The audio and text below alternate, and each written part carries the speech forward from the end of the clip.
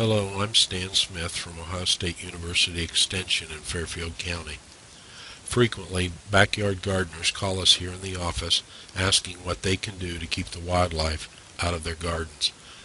During a Master Gardener training in 2010, my colleague Rory Lewandowski addressed just that subject.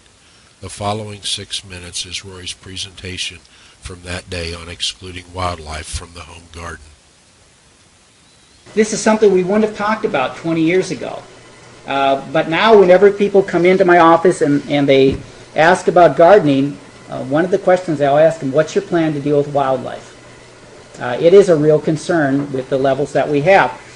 Deer are a major issue, but we've also got groundhogs and rabbits that we've got to think about, raccoons. So what's your plan to deal with wildlife? Sometimes you can get by. The first year you put a garden in, the wildlife haven't found it yet. And I've had that happen. In fact, it happened in my yard. First year, things went great.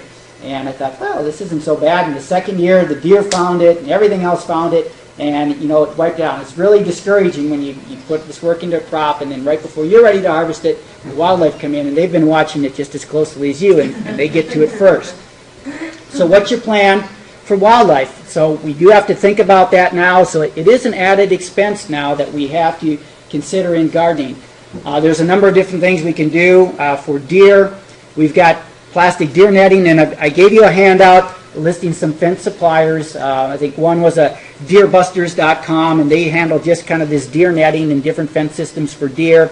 Then there's some other fence suppliers, Ken Cove and Premier, and there's others. There's probably some of our local dealers as well that have fencing supplies, but these are suppliers that I know that some of our farmers are using with wildlife. I've used Ken Cove products on my place as well, and they're 800 numbers. If you call them up and talk to them, they've got people that understand fence products, and they'll talk you through what you need as well. So a couple of different ways. You can go the mechanical way, where you just really put a physical barrier up there that animals can't get through. So that's what the plastic deer netting is. It's like an 8-foot high fence. You put up the post, and it keeps them out. They don't jump over. When we go out to the children's garden this afternoon, you see an example. Again, that's a mechanical barrier. We've got a wire fence, and then we've dug a chicken wire underneath the fence and then out in an L shape. So the fence is here. We come out, I think it's about another 8 to 10 inches underneath the ground, about an inch or two. So again, if we get rabbits or woodchucks that would dig under, and they can dig down 6 to 8 inches and crawl under it, when they hit that L shape, though, they hit it, and they can't dig down through it. So that's one way, so this physical barrier. The other way is to use a psychological barrier, an electric fence, and that'll work. I've been using that around my property. One of the things you need to do is make sure it has enough voltage. I keep about 7,000 volts on my electric fence. I do bait it with peanut butter. They're showing that there. I put tin foil on, I put peanut butter on, and I want the deer to come up at night and be attracted to that, taste it, get a big shock, and so that's a warning to them. It's a psychological barrier that they don't want to come up to this. So we can use a single strand if there are not very many deer pressure. I use 2 strands, and then during the growing season I'll lower my bottom strand down to about a 4-inch height, so groundhogs and rabbits don't get in. They hit that and backs them out, and then the deer for the higher strand. You can go with heavier deer pressure. They've got some of these multi-system fences. This would be, again, where they've got about every 12 inches, and it's on a slant here, so that deer have trouble with depth perception, so that's working on, on that system. Of course, the one thing, when grass grows up, how are you going to mow it under there? Sometimes I'll put this on a pivot where they can lift it up, mow under it, or some people will use herbicides under here to keep this free. You could just go with a straight fence, again, with spacing, and some of those wires could be electrified or not.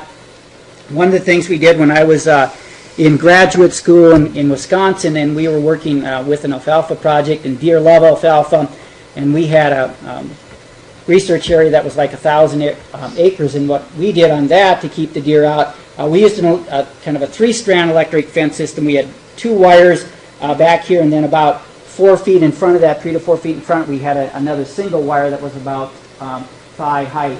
And again, it was that thing that they would have to make 2 jumps and the depth perception thing, and they didn't like that. So that kept them out, and that was electrified. So there's a number of different things you can do to keep wildlife out of your garden, but the important thing is is to make some plans for wildlife. That's really the issue. You have to think about wildlife and how you're going to keep them out.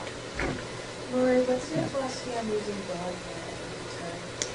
Yeah, dog hair, soap, blood meal, ivory soap. Usually some of these heavy scented soaps will work for a while. What they usually recommend is that all of our wildlife tend to get used to things after.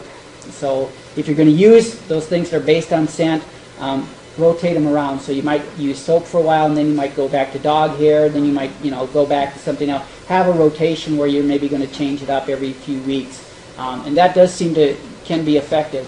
Again, depends a little bit also on the deer pressure you have there. I had one person that I worked with one time, and they had a dog that was chained up, so he couldn't run loose. And the deer eventually kept away for a long time, but then they figured out, well, the dog could only come so far. And they knew exactly where his chain was, and they would come, into the garden to the point that his chain couldn't reach. So they will get used to things and figure things out, so you have to keep, switching things up. That seems to be a key, and I think when Dan comes in to talk to us on Wednesday about wildlife, he'll mention that as well, that one of the key to wildlife control is to just rotate your methods around and don't let them get into a habit, because they will figure things out.